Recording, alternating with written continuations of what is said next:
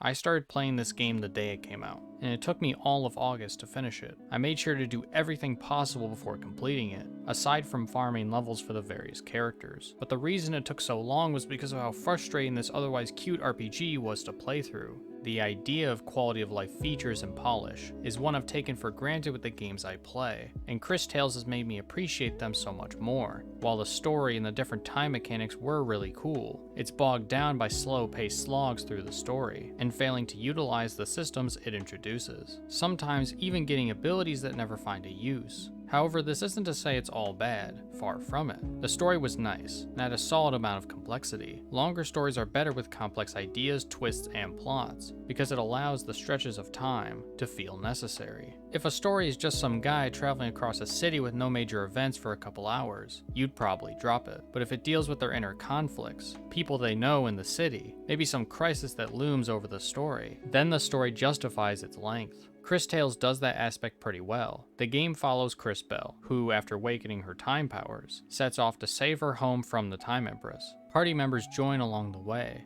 Subplots form that help you connect to the various locations, and the story throws in a healthy amount of twists, so nothing is too predictable. But going past the art style, decent story, and interesting mechanics being introduced, this game knocked me out of it very quickly. For this to make sense, let's explore RPGs as a whole for a moment, a staple and core part of gaming history easily. The complexity of storytelling they had with games like Final Fantasy and Earthbound were crazy for the time. JRPGs also have staple mechanics and designs that in one way or another have an effect on every game of its type. In this case, I'm referring to overworld traversal, random encounters, puzzle solving, and RPG leveling systems. Every single one of these categories, in some way, was off with Cris Tales, in a way that I'm not used to seeing, especially with modern titles. When you first start playing the game, you're greeted with the first of these systems, traversal. How you move through a game is important, and you wouldn't pay attention to this kind of thing if the game does it correctly. It should feel like every destination is worth traveling to, a mixture of satisfying movement speed, a variety of environments to go through, and maybe most importantly, the game propelling you on your journey for a good reason. One thing this game smacks you with is time. Lots of wasted time. Every new location is a loading screen. Dialogue can't just be skipped through quickly if you already read it, since the boxes take a couple seconds to move on to the next. The menu is littered with weird ways to slow you down. Using a potion on a party member deselects the item, so you have to reselect it. Even equipping different items for your party takes a long time, as the menu UI as a whole is very unintuitive. I'll talk about the party members in more detail in a bit, so we'll leave them for now.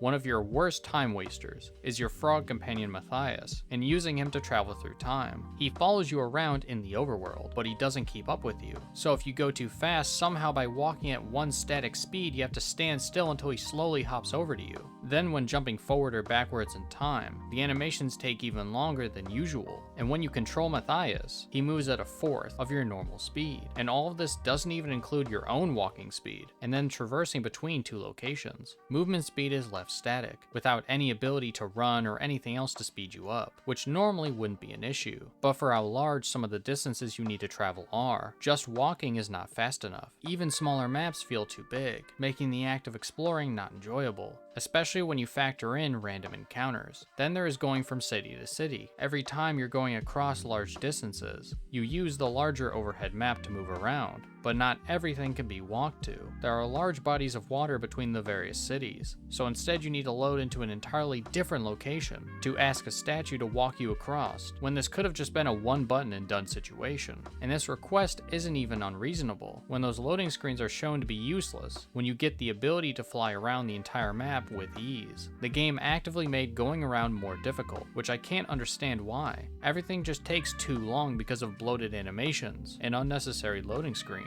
The one thing that kept coming to mind with this game was the quality of life. Many players like myself don't really think about it all too much, aside from a game having detrimental UI or grind mechanics that bog everything down. But that's really what this game suffers from the most. At its core, the game has a lot of great ideas and moments, but they are brought down because of a lack of polish.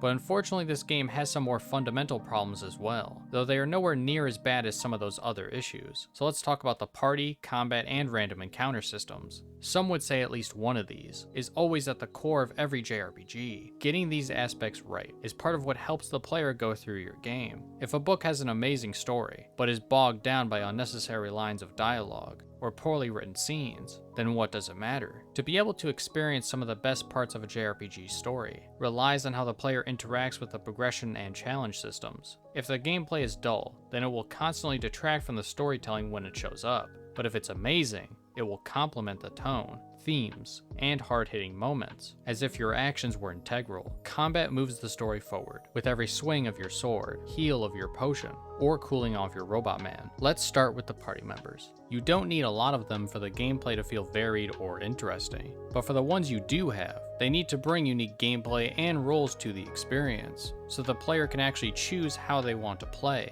or properly prepare for a hard battle. But this game doesn't do that. You can basically use any characters you want, which on the surface isn't a bad idea. Being able to use whoever I want sounds great, but the issue is most of them share the same type of role. When selecting your party members, part of your decision should be based on what they bring to the table, or if how they play is cool. The only reason I ever picked any party member, because I either had to have them, or they just visually looked cool. This is compounded by the fights themselves, not giving enough complexity for me to engage with. Every companion can be put into one of 3 categories: physical damage, magical damage, and healing. There is also sort of a support category, but debuffs and buffs are mostly irrelevant for most of the fights in the game. But why is that? The one fundamental flaw the combat has is failing to utilize its most unique and interesting mechanics, opting for fights ultimately just being damage, heal, and repeat. The unique mechanic in this game is time manipulation, which takes form in and out of combat. Out of combat is probably one of the coolest ideas I've seen in an RPG in a long time. The screen is split into 3 parts. The middle part shows the present, and is the place your character Cris is walking in.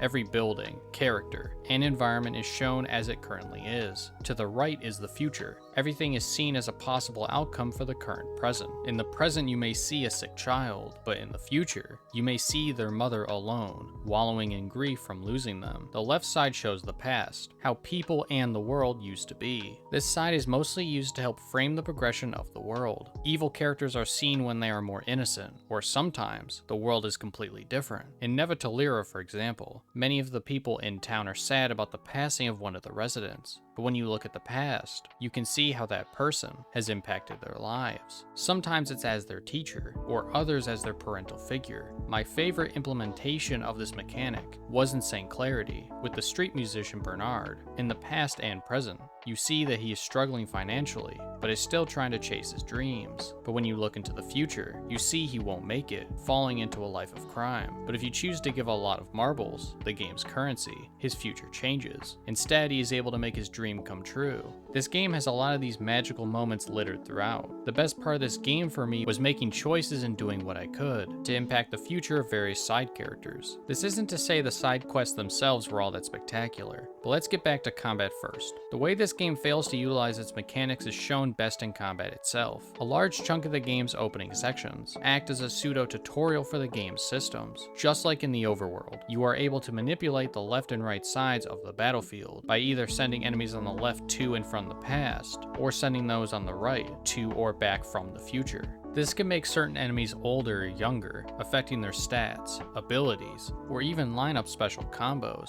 If you use a water-based attack to soak an enemy, then send them into the future, they will get the status effect of Rust, lowering their defenses. These types of mechanics are interesting, because every single enemy would react differently to time manipulation, and status ailments creating varied combat scenarios, at least in theory. The issue is, after the beginning sections of the game, the cracks start to show. Even though you're able to use more and more types of ailments and abilities as the game goes on, your ability to use them continues to decrease. More and more mobs start to outright resist different elements, and most of the bosses are outright immune to most of them from the very beginning. And on top of all that, the tutorial introducing time was more limiting than it seems. After the Rust combo, you meet your third companion, who is capable of using timed explosions, plants, and poison. Using time magic, you can make the plants grow faster, or make poison tick faster, but aside from these couple interactions, almost no other ones exist until the very end of the game, if they even count. Every other status has almost no interaction with changing time. Sometimes it even removes the effect altogether, and it gets even worse. Because earlier I mentioned how enemies have different states for present, past, and future, but that starts to change too. The further in the game you go, the more enemies start to have little changes between time periods, some even being the exact same, just varying in visuals from time to time. To be fair, minions you randomly encounter will still have some interactions to play around with, but those aren't fights to look forward to. They're filler mobs that are interesting the first 2 or 3 times you fight them. They shouldn't be the sole interactor with one of the game's main mechanics. The main character, Cris, is messed with the most by these issues. She serves mostly as a support character, with various kinds of buffs, debuffs, and a decent basic attack added on. She can speed up allies on the turn track above, slow down enemies, or even revert people to the state they were in before their last turn. But even these are affected. Speeding up allies becomes more and more useless, because enemies start to have nearly scripted turn counters. No matter how much faster you make your characters, the only difference will be the order between your party members, not how often they can attack. Or at the very least, if there is a certain speed to achieve this late game, it must be quite high, since the gear I had seemed to make almost no difference. When it comes to time states, it does become a bit more relevant when you get a new party member later on in the game, Zaz. She serves as a wildcard character with abilities revolving around random effects, but some of her abilities have some fun interactions with time manipulation. One of her skills, Special Surprise, will do different things depending on what time period it's used on, though I'm not sure of the effects exactly, because the skill is very bad and does almost nothing regardless of the time period. Time abilities in combat are very underutilized, despite how cool and interesting the introduction to the mechanic was. When you take out the time manipulation, ailments, and the other unique elements, it just makes combat a slog to get through, which brings me to random encounters. Most games don't need random encounters. They used to be in games a lot, because the alternative of having them appear in the overworld was a much harder task than you would think. At the very least, it was harder for games like the original Pokemon, but not to give them too much leeway, because games still don't need to have completely RNG-based encounters. In Pokemon's case, it helped with this by clearly showing what areas the encounters could happen in, and even gave ways to avoid them in exchange for trainer battles. This game, however, does not have that. When you enter a zone, it's hard to tell if you can encounter enemies or not, since there are little to no indication for it. The weirdest aspect for me was the game doesn't give you the ability to avoid random encounters until you're close to the end. If I'm about to be done, what's the point of giving it now? That was my first thought, until I was introduced with what the ending had in store, which I will get into in a moment. But first, let me actually talk about the story. Ignoring all the other issues surrounding it, the story was pretty good. The voice acting was amazing, and really helped immerse me into the world, though I did opt to go no audio later on, because of the dialogue issue I mentioned earlier. Just to warn you, I will be mentioning some spoilers, so skip ahead to the time code on screen if you want to avoid it. The race of people called the Rena are an interesting fold in this story. As you progress, you learn bits and pieces about them, but it's only by the end do you know how they factor in. Your frog companion Matthias, that you trusted to guide you throughout the story, was actually the villain, which I did get the feeling of early on, when he kept disappearing around certain people. He seeks revenge for his fallen people, that were erased by humans in the past, when they were betrayed. Some of the people you met along the way were impacted by the events. A symbol of Unity's hope shattered, the caretaker losing her children to the fighting, a researcher who was never able to fight on the front lines. I'll talk about the ending mechanically in a minute, but in terms of storytelling, it was really fascinating. Also, the other big twist was the Time Empress being an alternate universe version of Cris. It was clear something was up when every mural in the game clearly showed her in them. The story deals with the idea of past pain, cycles of violence, and what it means to have hope. Cris, by the end, was a symbol of unwavering hope, convincing the various villains she fights to join her cause, Naruto style. Cris was able to do what she could to rectify the pains of the past, but at the cost of her life. It was interesting that to save the Rena, they created a clone planet of the past, so props for a unique ending. But to the game's credit, I wasn't expecting things to go the way that they did. I did get the true ending by completing every quest, which was a huge slog. The side quests in this game were long fetch missions, and while some of them had cute stories along with them, the time it would take to complete them was a bit much for me. In general, the side quests in the game were very hit or miss. The early game quests were simple, and didn't require you to do anything intricate along with a simple story. But as the game goes on, the quests in general become more difficult. I was fuming when they allowed for the ability to quickly travel the map at the end of the game, when it should have been that way from the beginning. Game mechanics that stunt progress have always peeved me, no matter the reason. Live service games do it to increase your playtime, and possibly make you more tempted to spend money. But RPGs like this make things slower, to extend your involvement in the world. The idea is the longer and more involved something is, the more you can get out of it. To be fair, this idea does work in many other games. Farming, for example, can be made fun if the combat and path to improving doesn't feel like a waste of time. Time being extended only hurts the experience more for me. If everything took half as long, on top of the various systems being more focused on, then this game would have been so much better for me. But even with everything I've already talked about, the game's last 2 quests completely switch up the formula. Your job is to travel the entire map to turn on some machines, complete puzzles, and fight bosses almost back to back. The different puzzles were a nice addition, though they were pretty simple to figure out. I can appreciate that the game tried to end on a high note, but each of the boss fights only further cemented the game's issues. Don't worry, I won't spoil who the fights are with, but they are either very similar to previous fights in the game, or they don't have any interesting mechanics to back them up. One fight that really bothered me was similar to a robot earlier in the game, but the difference was they had 5 times the health, and they would also make some party members unable to attack. By no means was the fight hard. I didn't need to farm or anything. It was just way too long. The confrontation with the Time Empress as well was very disappointing, with it being an unforgiving fight, yet still didn't interact with the game's systems at all. No time powers, no ailments, just damage and healing. This game has a lot of rough edges, and I wanted to like it more than I did. I got it at launch, and was initially having a blast, but the further in you go, the more cracks that start to show. When creating interesting game mechanics, it's important to always utilize them, otherwise everything boils down to the basics. If you compare this game to other JRPGs or RPGs in general, you'll find that everything that makes it unique isn't very prevalent. I know I brought up mostly negative points, which I try not to do, but this game really did disappoint me. Maybe in the future, I will try playing through it again, and my opinion will change. Let me know what you thought in the comments below, and subscribe if you want to see more. I hope to see you next time.